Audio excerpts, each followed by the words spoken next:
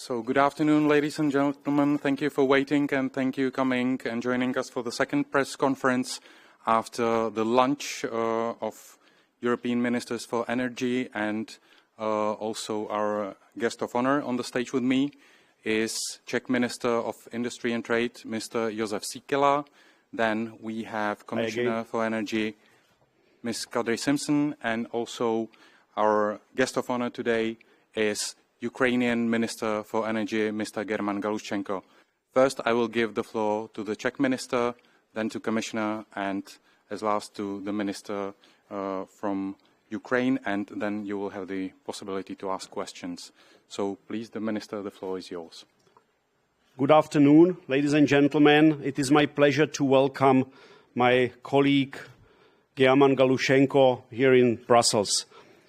I am very glad that he arrived and managed to meet me and my fellow EU ministers to discuss the opportunities for our further cooperation in the energy sector. First, I would like to express the deepest solidarity with the Ukrainian nation, which fights every day to defend their country from the unacceptable Russian aggression. Ukraine is a sovereign country, and its territorial integrity and independence must be respected. The barbarian war has been destroying Ukraine for more than 5 months already. The EU member states have provided Ukraine with their unwavering support in political, economic, humanitarian and military terms. I can assure you, German, that the EU will continue to do its utmost to support Ukraine. Today, we discuss together our cooperation in the energy sector and its possible further development. I am very proud of the progress we have been able to make so far, particularly in the synchronization of the energy grid and gas supplies. In the past months, the commercial energy exchanges between Ukraine and some EU member states were launched. Gradually increasing electricity trade is particularly important in the current context, as it allows Ukraine to earn revenues to support its power system in a situation where their domestic income has been reduced by Russia's attacks. At the same time, it makes additional affordable electricity available for the EU during a time when prices are exceptionally high. Thank you for your attention. Thank you very much, Minister. And now, Commissioner, the floor is yours. Good afternoon. I want to start by thanking Germán for joining us today, despite the fact that it is the 153rd day of Russia's war against Ukraine. It is an honor to have you here, and I am grateful to Jozef for organizing this important discussion we have just had on the EU-Ukraine energy cooperation. The EU stands with Ukraine against Russia's unprovoked and unjustified invasion and the brutal acts committed by the Russian soldiers. In July, we have proposed 1 billion in macro-financing assistance out of 9 billion foreseen for this year. Just last week, the latest set of sanctions was agreed after 6 previous packages. Our support in the energy sector focuses on making sure that Ukraine's electricity and gas systems remain operational. The fact that electricity and gas have continued to flow shows the extraordinary determination and commitment of those who work in the Ukrainian energy sector. Together, we managed to synchronize Ukraine and Moldova to the European grid in record speed in March. This was a historic and symbolic moment, and I will continue to support taking the next steps towards full-scale electricity trade with Ukraine. The first cross-border commercial exchanges of electricity started in the end of June, with Romania, followed by Slovakia in July. The capacity of trade is currently capped at 100 megawatts, but the European network of transmission system operators for electricity are meeting this week to decide on the doubling of this amount. Ramping up electricity trade will allow Ukraine to earn much-needed revenues to compensate for the effects of the war. For the EU, it will make additional affordable electricity available during a time when prices are exceptionally high. And we are reducing our gas consumption wherever possible to end our dependency on Russia. When it comes to gas, we are working very closely ahead of the next winter to improve security of supply and preparedness for any disruption. Whenever we talk about Europe's security of supply, Ukraine is part of that conversation. We are in constant contact, and Ukraine is part of the EU energy platform, as well as its two regional groups. Ukraine, together with Moldova and Georgia, will be able to benefit from future common purchases of gas, LNG and hydrogen. With the gas DSOs in neighbouring member states, we have helped secure increased reverse flows between the EU and Ukraine until the end of the year, and we are ready to facilitate their extension. Ukraine has the largest gas storage capacities in Europe. It is in our joint interest to have it used for our security of supply. The same goes for implementing the new EU rules on gas storage to be incorporated in the energy community very soon. We are also assisting Ukraine on the ground. Damaged energy equipment is repaired by channeling specialist equipment from member states via the EU civil protection mechanism. Items that member states cannot deliver are procured via the Energy Support Fund for Ukraine, established by the energy community. In addition to this, we have been working with the European Nuclear Safety Regulators Group as well as the International Atomic Energy Agency to ensure nuclear safety in the country. This remains a priority, and we should not forget Russia's reckless behaviour in this regard, in violation of international law. It is extremely impressive not only that Ukraine has managed to keep its energy system running throughout the war. They have been making progress towards a more modern, more sustainable energy sector, and in 2022, Ukraine holds the presidency of the energy community and intends to complete the negotiations on the 2030 energy and climate targets, as well as the adoption of remaining key legislative acts to fully integrate energy community contracting parties into the EU internal electricity market.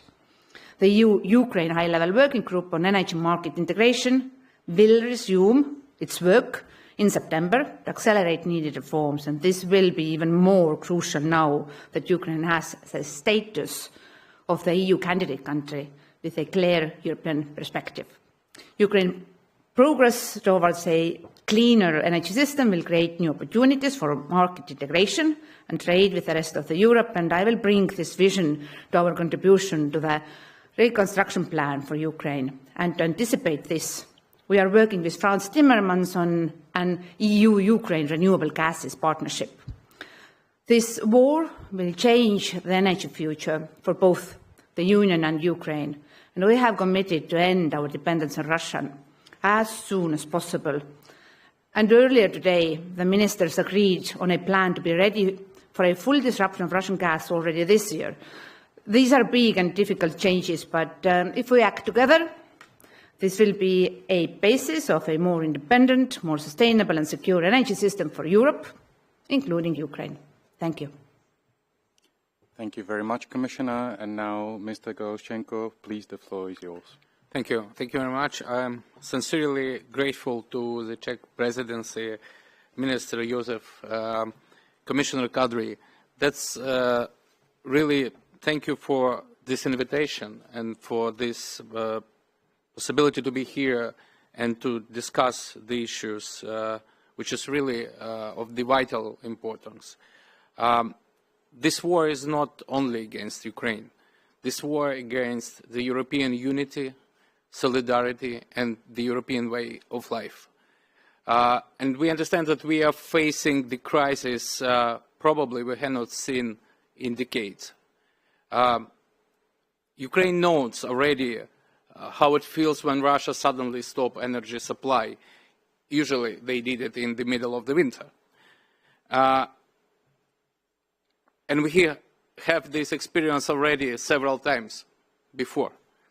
I had the pleasure today to address my colleagues, ministers of EU member states, with a number of messages, I think, which are very important.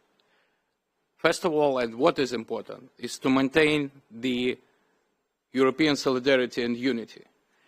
And in fact, there are the key targets of Russian regime provocation. And now is not the time for finger pointing.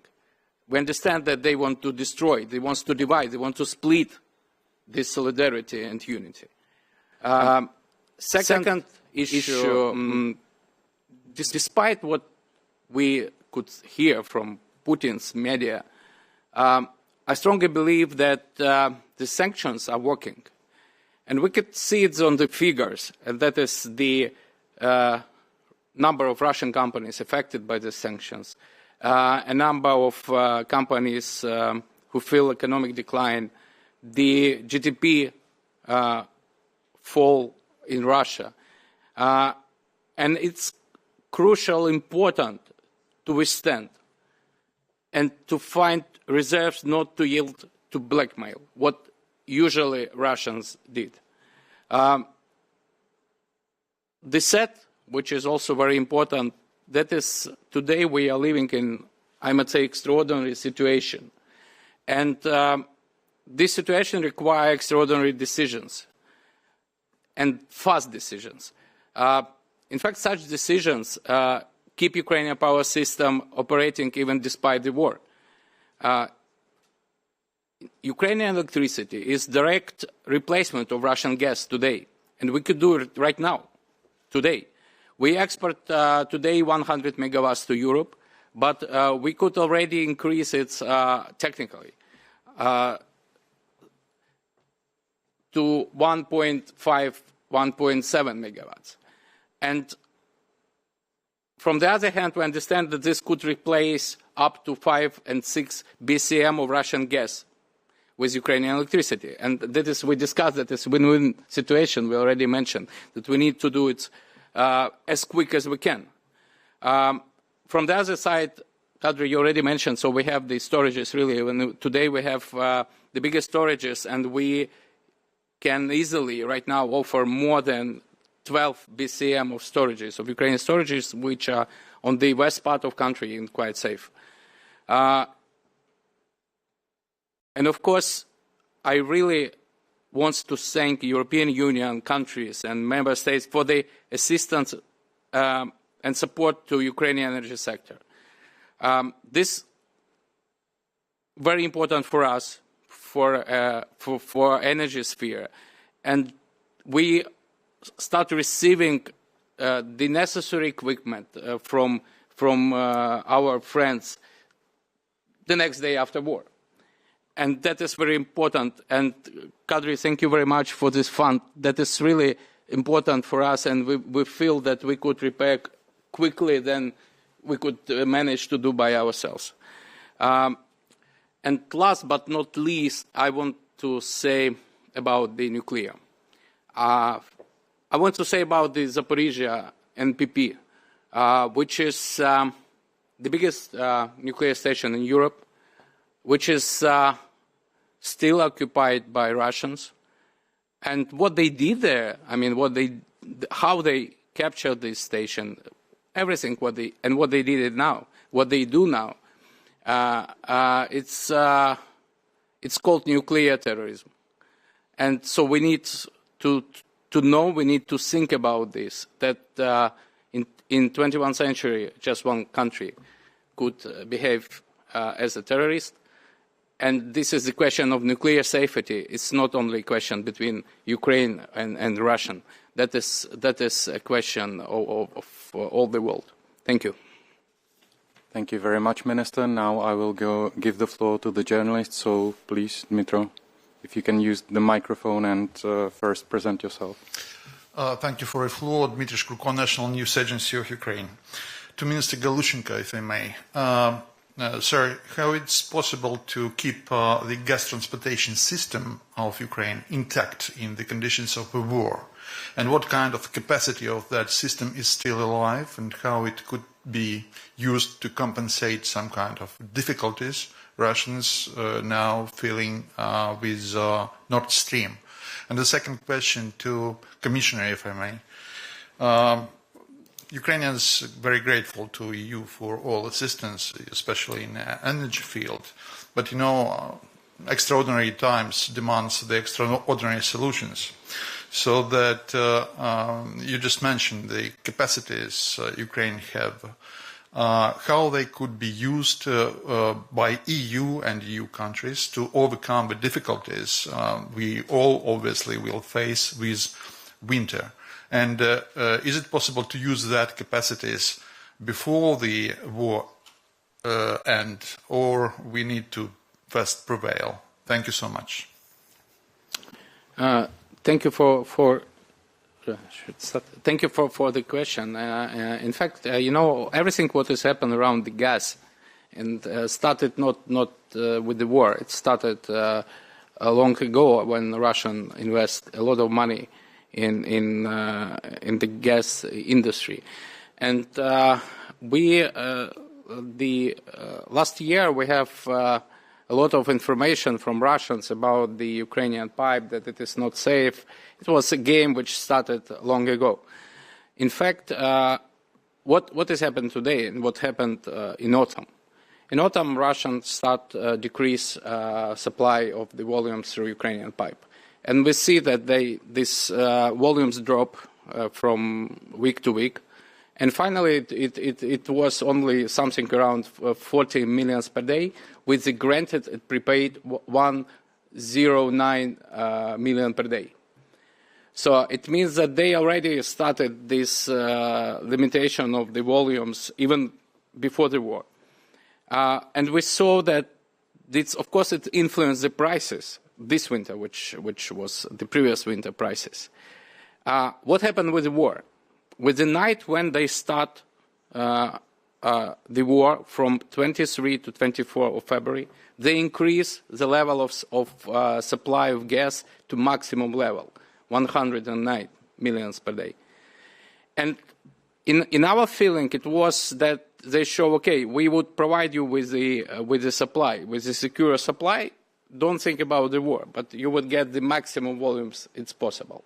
And when they see that it doesn't work, I mean, they does not divide Europe, does not divide country. Everyone was united against this war. They start drop again, the decrease the level of volumes, which is now also something around 40 millions per day. What we say, and we could do this. So in fact, Ukrainian system could guarantee the flows which would cover even Nord Stream 1 if it would be closed absolutely. So in that case, we, even during the war, we provided for safety and security for volumes which come through Ukrainian pipe. And that was our obligation to our European partners, to European companies, and we fulfilled this obligation because we know what is obligation in international relation and international law. Thank you. I will take the second part of the question. European Union stands by Ukraine as long as it takes, and that means that we will not wait with our help. If electricity commercial trade helps Ukraine to compensate some of the lost revenues, then this is a way forward. We are not waiting for certain technical circumstances that were there only a couple of months ago to start the trade. The Minister knows very well that we were waiting for STATCOMs, that are technical machinery, technical equipment that takes time to install. Despite this necessity, the trade already is ongoing. And right now our transmission system operators network is deciding based on technical feasibility the volumes. So we do hope that they will double the volumes already this week. By doing so, indeed, we can also compensate some of the power generation here in European Union that otherwise would be generated with the help of the gas, and most probably with the gas from Russia. So this is mutually beneficial action for us. And our cooperation, future energy cooperation, is not only in the electricity or gas side, but you can expect that soon we will be ready to also announce our future cooperation in clean gases, renewable gases, because this is a market that is going to expand here in Europe, and Ukraine has a wonderful opportunity to be our trading partner for years to come. Thank you. Thank you very much. Any other questions in the room? Yes, please, Anna Hubert.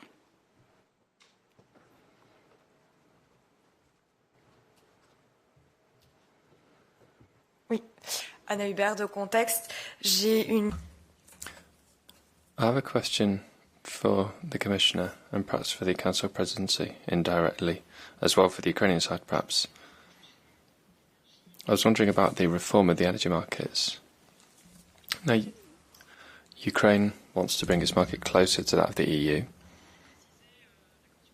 Could the Commission perhaps... Can you hear the English? English should be coming through Channel 2. Can you hear the English?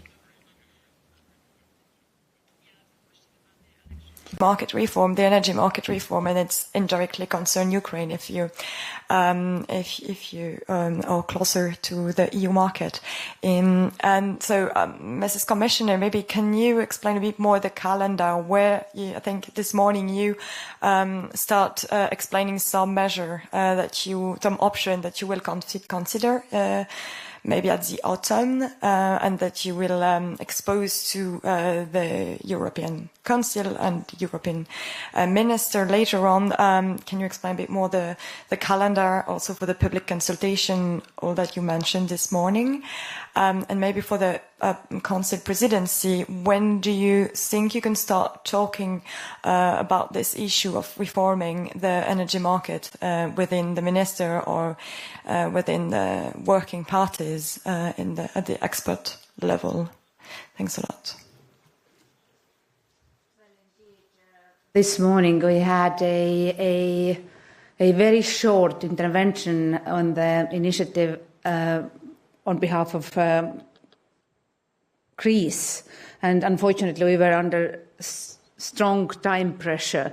So some member states took floor, as you heard. This was open session, and when they did so, it was also obvious that member states do have different positions on the electricity market design proposal. Well, Commission received a mandate from European Council to look how our electricity market could function in the situation of extreme volatility, and also how it can address the situation where more and more renewables are covering our daily demand.